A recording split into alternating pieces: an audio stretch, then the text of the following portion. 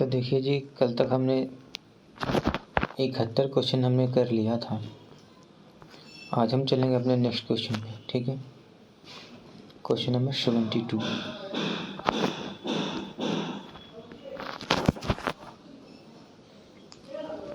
निम्नलिखित में से कौन सा युग्म सुमेलित नहीं है? तो option number C, vitamin A यानी गठिया, ये सुमेलित नहीं है। जबकि विटामिन डी सुखंडी, और विटामिन सी मसूड़ों से खून आना, और विटामिन B1 ये बेरीबेरी, विटामिन बी का नाम क्या है? थायमीन। विटामिन ए की कमी के कारण रतौंधी नामक आँखों की बीमारी होती है। विटामिन डी की कमी से सुखंडी, सूखा रोग या रिकेट्स बीमारी प्रायः बच्चों में होती है। विटामिन सी की कमी से स्कर्वी रोग, मसूड़ों से खून आना होता है। विटामिन B1 की कमी से होने वाला बेरीबेरी कुपोषण जन्य रोग है। सूचीवन 73 को सूचीवन को सूची 2 को सुमेलित करना है। रेटिनॉल नेत्र सूख कर लाल होना, टोकोफेरोल बाध्यता, साइनोकोबालामिन घातक रक्तअल्पता, पायरिडॉक्सिन मानसिक व्याधि, साइनोकोबालामिन घातक रक्तअल्पता, टोकोफेरोल बाध्यता, रेटिनॉल नेत्र सूख कर लाल होना। अधोलिखित में से कौन सा यौगिक एक विटामिन नहीं है? Option number B, thyroxine. अधोलिखित में से कौन सा यौगिक एक विटामिन नहीं है? Thyroxine. Vitamin B2, vitamin B3, B6 का रासायनिक नाम क्रमशः विटामिन B2 का रासायनिक नाम राइबोफ्लेविन, विटामिन B3 का रासायनिक नाम नियासिन, विटामिन B6 का रासायनिक नाम पायरिडॉक्सिन है। थायरोक्सिन एक हार्मोन है जो थायराइड ग्रंथि से स्रावित होता है। निम्नलिखित युग्मों में कौन सा सुमेलित नहीं है? विटामिन सी, विटामिन के बाध्यतापन। विटामिन के का रासायनिक नाम नेप्थोक्विनोन है। इसे रुधिर स्रावरोधी पदार्थ, एंटी हेमोरेजिक फैक्टर भी कहते हैं। इसके स्रोत हरी पत्तियां, अंडा, यकृत, आंत के जीवाणु इत्यादि हैं। बंध्यापन न्यूट्रलिटी का संबंध विटामिन ई की कमी से होता है। बंध्यापन का जो होता है विटामिन ई की कमी से होता है। केला, जो एक फल के रूप में अत्यधिक मूल्यवान भोज्य पदार्थ माना जाता है, के प्रति 100 ग्राम में ऊर्जा 116 कैल्शियम होती है।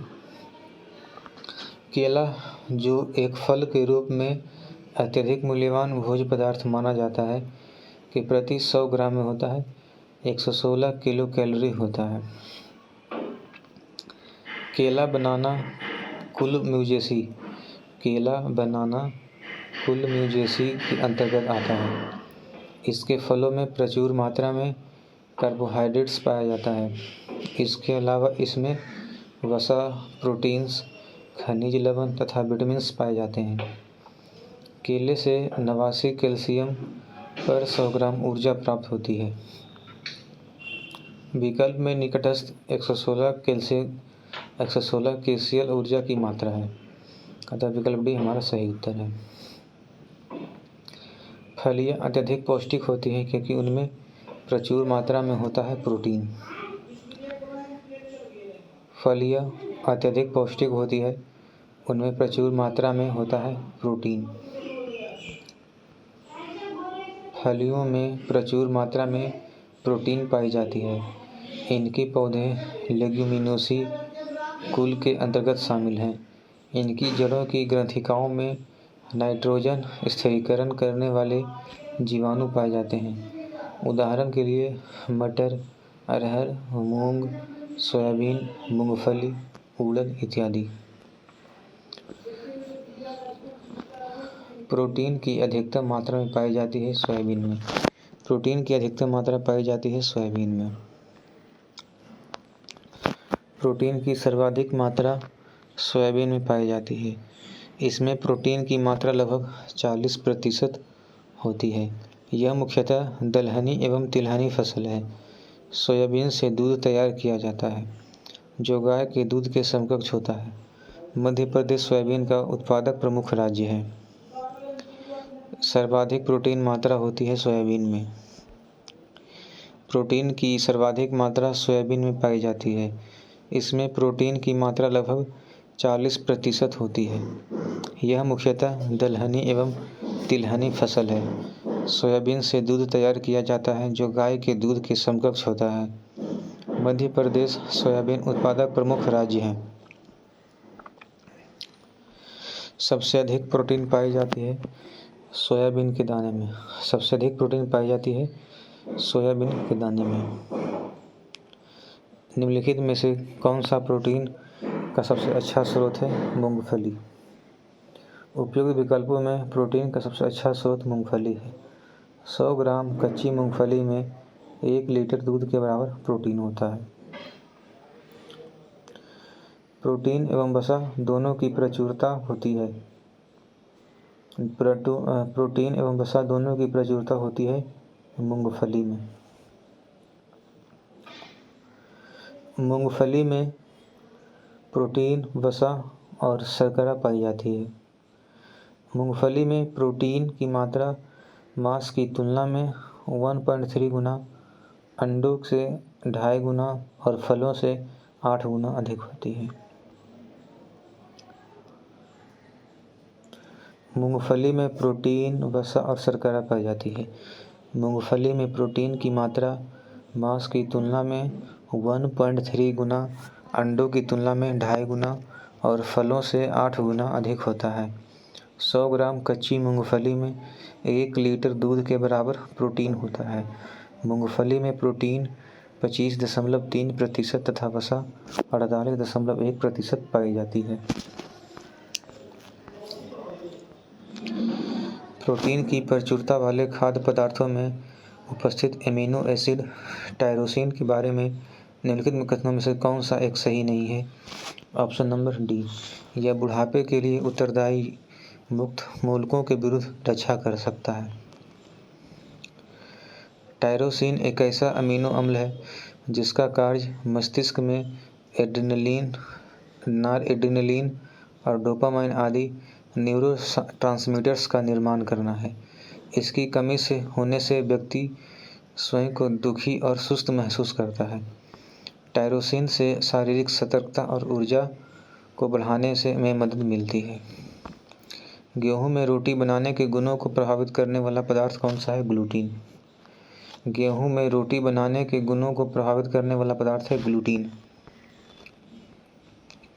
गेहूं की रोटी सख्त गेहूं के आटे की बनाई जाती है।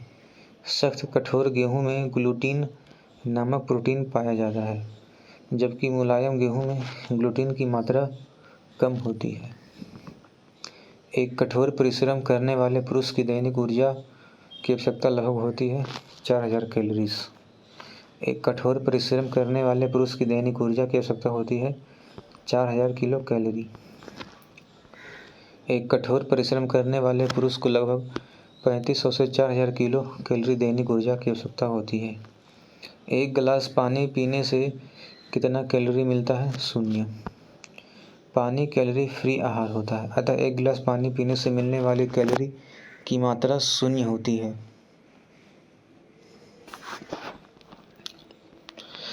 भोजन का एक प्रमुख अंग है कार्बोहाइड्रेट। भोजन का एक प्रमुख अंग है कार्बोहाइड्रेट। कार्बोहाइड्रेट भोजन का एक प्रमुख अंग है। कार्बोहाइड्रेट कार्बन, हाइड्रोजन तथा ऑक्सीजन के यौगिक होते हैं। नाइट्रोजन एक आवश्यक अवयव नहीं है। डी कार्बोहाइड्रेट का। नाइट्रोजन ऐसा अवयव नहीं है कार्बोहाइड्रेट का। ये किसका है? तो ये क्लोरोफिल का है, आरएनए का है, डीएनए का है। कार्बोहाइड्रेट भोजन का एक प्रमुख अंग है। कार्बोहाइड्रेट कार्बन, हाइड्रोजन और तथा ऑक्सीजन के साथ यौगिक होते हैं। कार्बोहाइड्रेट कार्बन, हाइड्रोजन और ऑक्सीजन के साथ यौगिक होते हैं। लंबे समय की कसरत का मुख्य ईंधन क्या होता है? सी कार्बोहाइड्रेट। लंबे समय की कसरत के लिए मुख्य ईंधन कार्बोहाइड्रेट होता है। कार्बोहाइड्रेट अर्थात स्टार्च, ग्लूकोज और फ्रक्टोज इत्यादि होता है। हमारे शरीर में अम्लीयता तथा क्षारकता के बीच जो तत्व संतुलन बनाए रखता है वह है फास्फोरस। हमारे शरीर में अम्लीयता तथा क्षारकता के बीच जो तत्व संतुलन बनाए रखता है वह है फास्फोरस। फास्फोरस खनिज लवण के रक्त में उपस्थित होने से शारीरिक अम्ल एवं क्षार का संतुलन ठीक रहता है। इस खनिज के मुख्य स्रोत दूध, पनीर, अंडे का पीला भाग, मांस, मछली, दाल, मेवे तथा सभी धान्य हैं। निम्नलिखित में से कौन सा यौगिक मानव शरीर में संग्रहित नहीं रहता है? B, amino acid. प्रोटीन छोटी इकाइयों में से बने होते हैं जिन्हें अमीनो एसिड कहते हैं।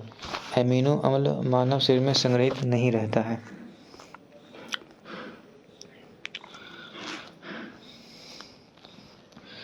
निम्न में से किस फल में लौह प्रचुर मात्रा में पाया जाता है?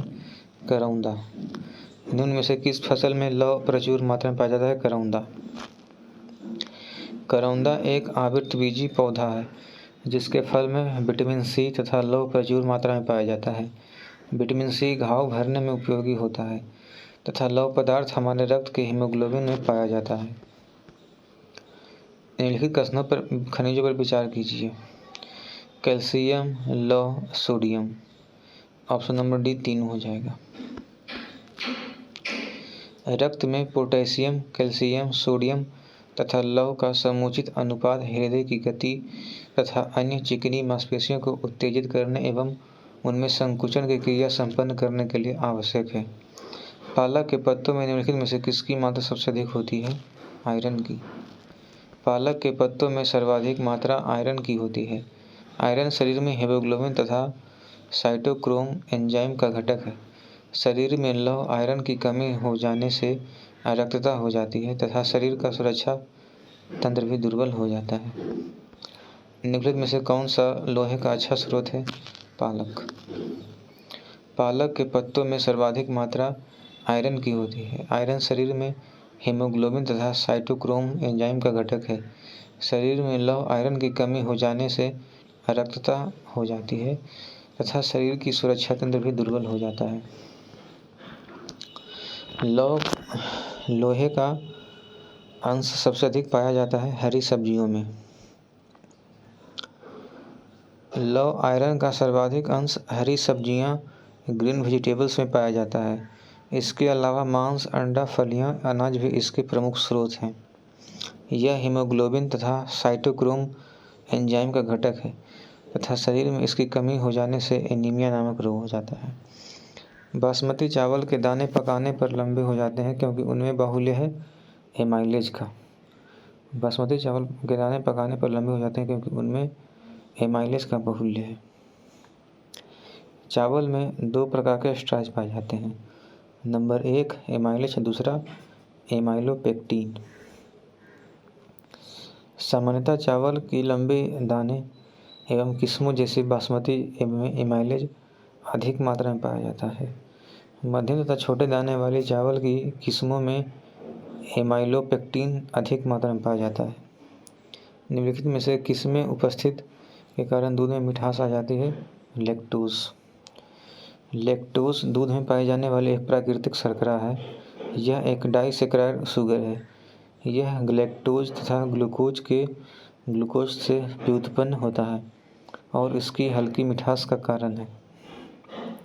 दूध में विद्यमान सैकराइड होता है लैक्टोज। दूध में विद्यमान सैकराइड होता है लैक्टोज। दूध किस बैक्टीरिया के कारण खराब हो जाता है? लैक्टोबैसिलस। दूध लैक्टोबैसिलस बैक्टीरिया के कारण खराब या खट्टा हो जाता है। यह एक अति महत्वपूर्ण जीवाणु बैक्टीरिया है जो पाचक नाल में पाया जाता है। ये मिल्क शुगर के लैक्टिक अम्ल में बदल देते हैं जिसके कारण दूध खट्टा हो जाता है। दूध से दही, छाछ, पनीर तथा पनीर का निर्माण का कार्य लैक्टोबैसिलस जीवाणु द्वारा किया जाता है। इसके अलावा ये जीवाणु शरीर में कोलेस्ट्रॉल को सामान्य बनाए रखने में सहायक होते हैं। ध्यातव्य है कि ये जीवाणु प्रोकैरियोटिक कोशिका वाले सूक्ष्म किस्म के जीव हैं। इनमें अविकसित केंद्रक पाया जाता है। दूध का दही में परिवर्तन किसके द्वारा होता है? बैक्टीरिया के द्वारा। दूध में कैसीन नामक प्रोटीन उपस्थित होता है। इस प्रोटीन के कारण दूध सफ़ेद रंग का होता है। दही का निर्माण लैक्टिक अम्ल के बैक्टीरिया तथा कैसीन के बीच रासायनिक अभिक्रिया के फलस्वरूप होता है। गाय का दूध पीले सफ़ेद रंग का होता है, जिसका कारण उसमें निम्नलिखित किसकी उपस्थिति है? कैसीन के साथ कैरोटीन। दूध में कैसीन नामक प्रोटीन उपस्थित होता है। इसी प्रोटीन के कारण दूध सफ़ेद रंग का होता है। गाय के दूध में हल्के पीले रंग का कारण बीटा कैरोटीन की उपस्थिति है। बीटा कैरोटीन हाइड्रोकार्बन होता है, जिसका सूत्र C40H56 है। गाय के दूध के हल्के पीले रंग का कारण निम्न की उपस्थिति से है। तो ऑप्शन डी कैरोटीन। तो चलिए आज के लिए इतना ही रखते हैं, बाकी क्वेश्चन नेक्स्ट देखेंगे। तो ये हमारा पार्ट 4 था, ठीक है। आज हो गया 3 तारीख। सो थैंक यू आप लोग का।